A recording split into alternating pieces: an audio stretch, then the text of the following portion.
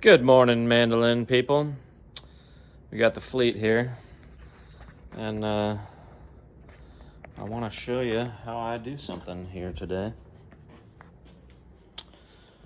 Letting all the secrets out.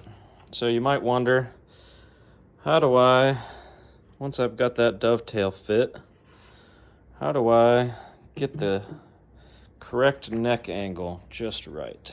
Well, the way I do it is this. I've got this handy dandy straight edge that has 0 as dead flat. So when I put this on, let's see if I can find a good angle here so you guys can see this. Please hold, please hold. I'm trying to set up the camera here. It'll probably fall over. We'll grab a can of paste wax to set it against.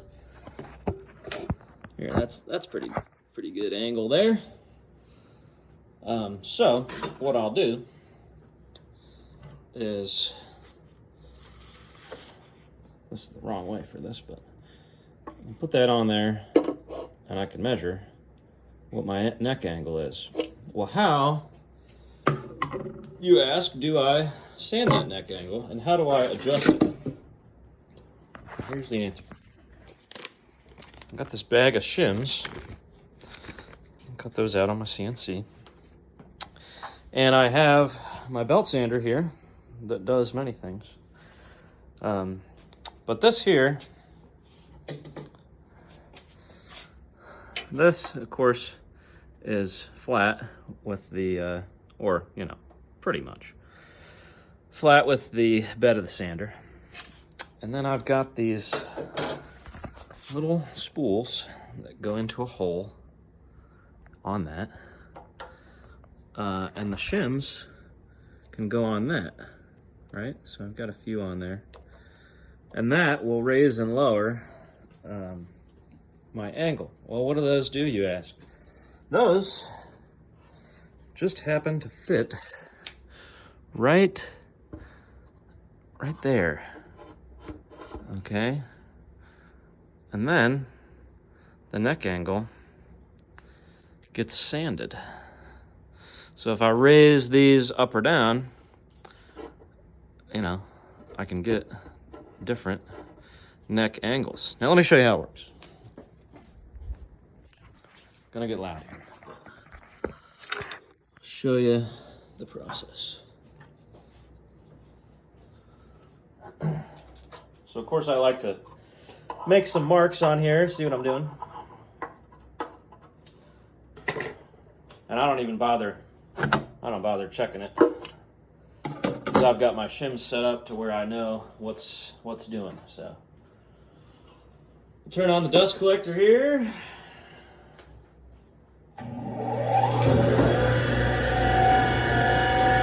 Got my handy dandy headphones. Let's go to work.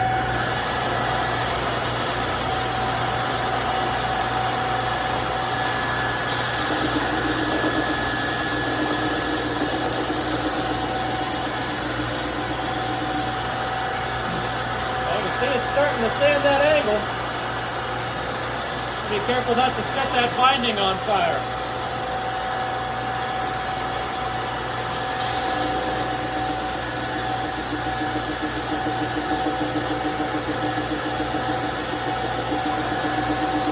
And I'm just pressing down on the body of the mandolin. Getting further and further. Gotta be careful not to tilt it one way or the other. You can end up sanding a twist in the neck.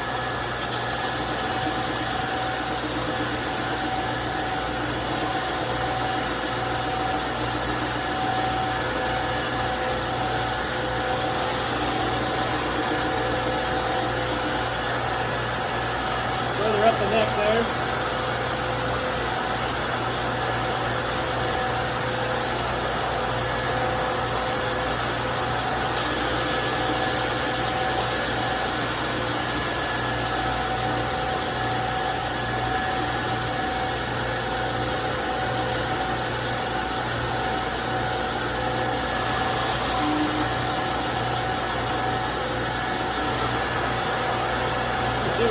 sanded there.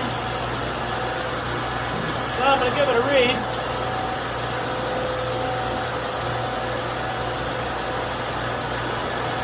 I'm about 10 thousandths off. So I'm going to give it a little, one more.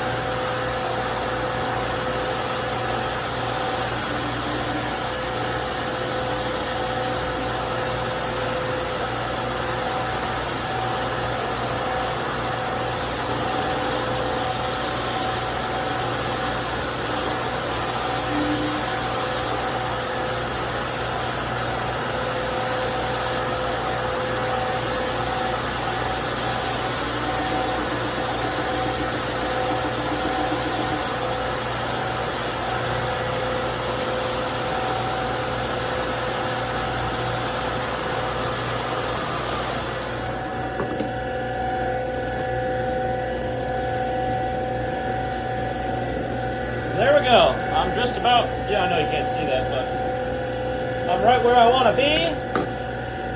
And, you know, this allows me